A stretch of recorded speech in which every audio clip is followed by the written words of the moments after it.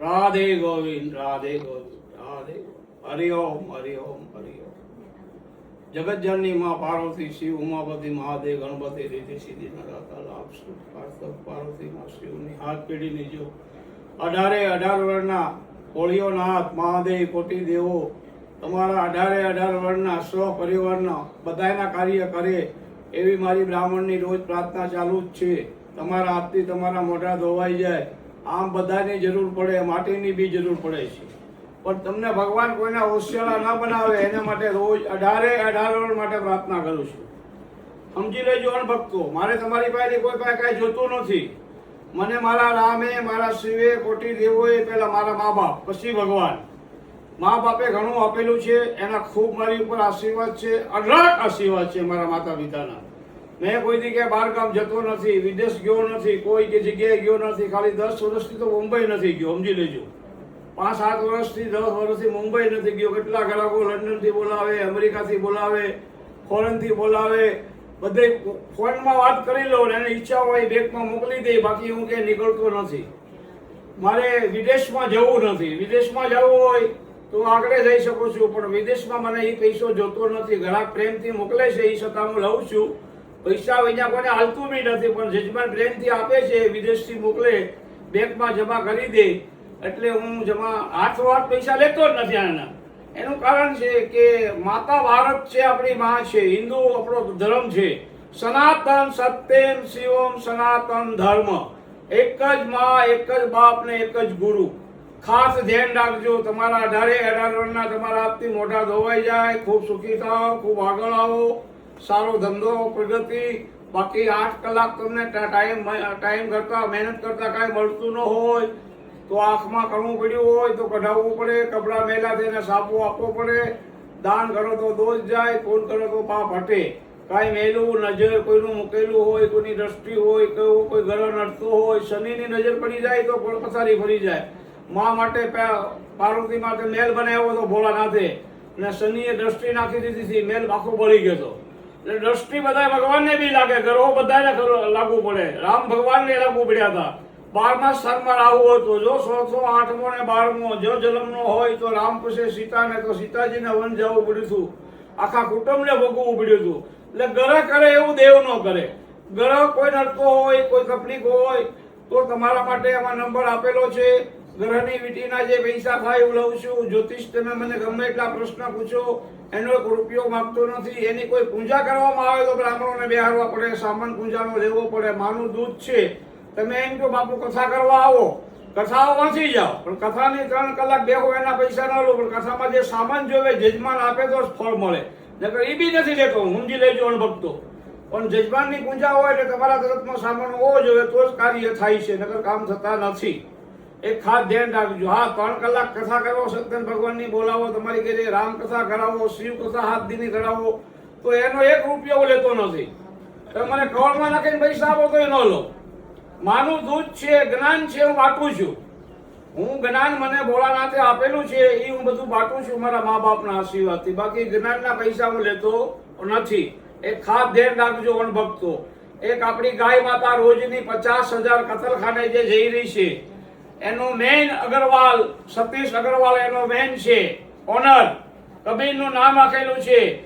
જો હાચા હિન્દુ અને હાચા મુસલમાન હો તો બધા એક થઈ જાઓ. સત્યમ સનાતન ધર્મ છે, બીજો દુનિયામાં કોઈ ધર્મ નથી. માનવ ધર્મ બજાવે એ સાચો ધર્મ છે. બાકી સત્યમ શિવમ સુંદરમ ભોળાનાથે કીધેલું છે. આ બધા કાવેલો લઈને આવે, એના મા બાપને દુઃખી કરી, તો એની કાવડ હું સ્વીકારતો કોઈ દી નથી. કોઈ બી ભગવાનની ભક્તિ કરો, મા બાપને કઠીને મા બાપને ન માનતા હોય, કોઈ બી વસ્તુમાં, કોઈ બી એમાં હું ભેગો આવી ગયો, હું મારા મા બાપને ના માનતો અને ભક્તિ કરું તો મારી બી ભક્તિ ભગવાન સ્વીકારતો નથી. સમજી લેજો ભક્તો. પહેલા માતા પિતા, પહેલું સ્થાન ભગવાનનું, બીજું માતાનું, ત્રીજું ગુરુનું. ગુરુ છે તો માધ્યમ ભગવાન સુધી દર્શન કરાવી શકે, પણ સાચા ગુરુ મળે તો, નકર નહીં. આમાં ઘરે ઘરે બોવા નથી, ઘરે ઘરે જ્યોતિષ નથી, ઘરે ઘરે સતી નથી. અને આ કાર્ય મારી ખોડિયાર, મારો શિવ, મારી કુળદેવી રાણી રાંદલ, મારો હનુમાન દાદો અને કૃષ્ણ ભગવાન જ કામ કરે છે. જેના કલિકાલમાં 5 દેવો કામ કરી રહ્યા છે. અણભક્તો, દેવતા કોટી છે, કોટી દેવો છે, પણ શિવ ને મા પાર્વતીની બધા નીચ છે. ખાસ ગાય માતા આપણી જે 50,000 જાય છે એને બંધ કરાવો તો હું માનું તમે સાચા હિન્દુ છો કે સાચા મુસલમાન છો. 18 વર્ષ જ્યારે આપણે અંગ્રેજીની અંદર યુદ્ધ થયું હતું ત્યારે મુસલમાન એની હારે હતા યુદ્ધ કરવામાં. એટલે મુસ્લિમ આ તે બધું છોડી ગયો. ભારત બધામાં જે ભારતમાં રહે છે એનું ભારત છે. નાનામાં નાનો માણસ હોય એનું બી ભારત છે. બધા ટેક્સ ભરે છે. આમાં કોઈના બાપનું ભારત થતું નથી. ભારત બધાયનું હિયારું છે. એ ખાસ ધ્યાન રાખજો. એ કાળ કહે તારા કાનમાં એ તારે રેવું ભાડાના મકાનમાં. એ ભાડું બંગલો કોણે બનાવ્યો નથી રે મૂળ નથી રે જાડિયું કારે પડી જશે કાંઈ કહેવાશે નહીં. એટલે બધા સરકાર સમજી જાઓ, નીતિથી હાલો. નીતિથી હજી ભગવાનની રામ મંદિરની અંદર, અંબાજી માના મંદિરમાં, વિષ્ણુદેવીમાં જ્યાં જ્યાં ચોરી થઈ છે અહીંયા બધે પૈગે લાગ્યાઓ માફ કરી દેશે. ભગવાન કોઈને મારતા જ નથી. તમને 7 વાર સુધરવાનો મોકો આપે ઈશ્વર.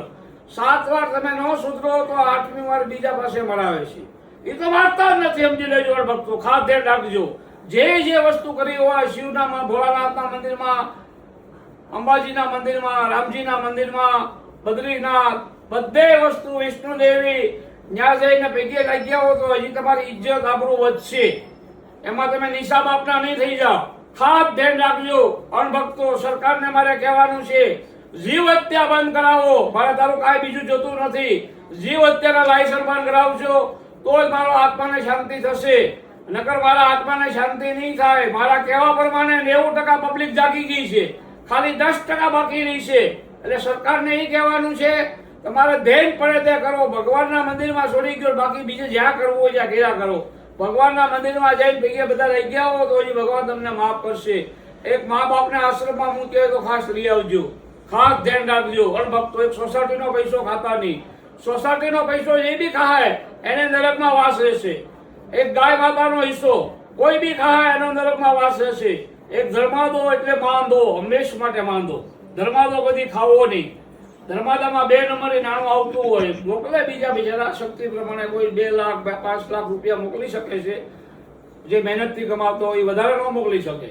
આ 2 નંબરે નાણું આવે એટલે જ્યાં આશ્રમમાં મૂકો તો 100 રૂપિયા મૂકીને જમવું. ત્યાં તો કાંઈ લેતા જ નથી પણ આપણે મૂકીને જમવાના. એ આપણો ધર્મ છે.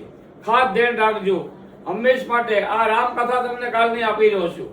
રામ આવી ગયા અયોધ્યા, રાજ તિલક થયું, આખી અયોધ્યા રાજી થઈ, ખૂબ રાજી થયા. ભરત ને બધા શત્રુઘ્ન ને બધા આખું સહપરિવાર બહુ રાજી થયું, બહુ રાજી થયું, બહુ રાજી થયું. પછી ધીમે ધીમે એનું રાજ ચાલે છે. અને એની અંદર એક ધોબીની બાઈ જ્યાં ભરી સભા બેઠી હતી ત્યાં આવી કહે છે રામ મને મારા પતિએ કાઢી મૂકી છે, મને ન્યાય આપો. હું મારા ભાઈની ઘેર ગઈ રાતની અને મને લેટ આવે ને કાઢી મૂકી છે, મને ન્યાય જોઈએ. રામ તો મર્યાદા પુરુષ હતા. એના માણસોને કીધું જાઓ એના પતિને મારી સામે બોલાવો. એના પતિને બોલાવ્યો કે પછી એનો 3 બદામનો ધોબી એમ બોલ્યો હતો કે લંકામાં રહેલા સીતાજી તમે રાખી શકો, અમે ના રાખી શકીએ. રામને આખી રાત નીંદ ના આવી. સવાર થયું, એ લક્ષ્મણ અહીંયા આવો. હનુમાનને બોલાવ્યા, હનુમાને ના પાડી.